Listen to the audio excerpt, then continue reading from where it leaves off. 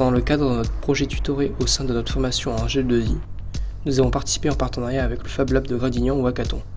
Monter un projet en 24 heures seulement, le thème, développer un jeu lumineux basé sur un boîtier en matériaux de récupération. Plusieurs heures sont passées avant de pouvoir réellement se fixer un objectif et avoir en tête un projet réalisable étant donné notre limite de temps. On est alors parti sur l'idée d'un flipper avec une exception, notre système sera jouable en 1 contre 1.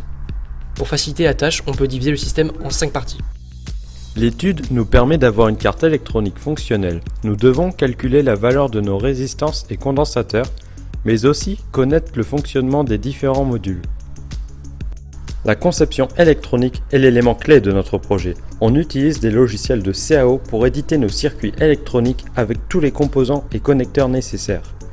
On va créer 3 cartes électroniques reliées à des Arduino.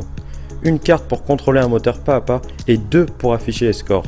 Un système de détection de laser pour décrémenter 10 LED de score sera mis en place. Et enfin, on peut créer nos cartes de toutes pièces. On dispose d'équipements dans le département GE2I qui nous permet de graver des circuits sur une carte PCB.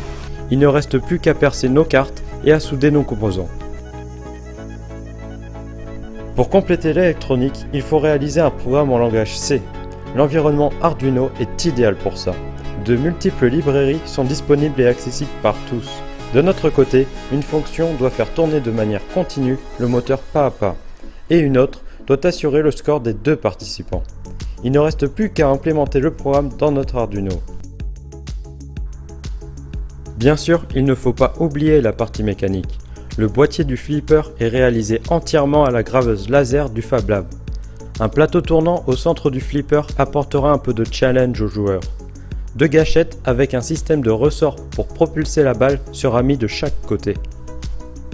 Après avoir tout conçu, on doit assembler notre projet. Une belle table nous permet d'avoir un plateau stable sur lequel nous allons ajouter les modules électroniques et mécaniques de notre flipper.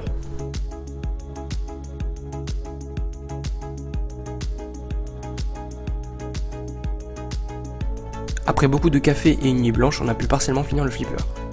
Le projet était une bonne expérience avec une très bonne ambiance. Nous sommes fiers de ce que nous avons fait et de ce que nous avons appris. On tient à remercier le Fab Lab mais aussi Monsieur Ojoro pour son implication et son expérience. Merci à tous.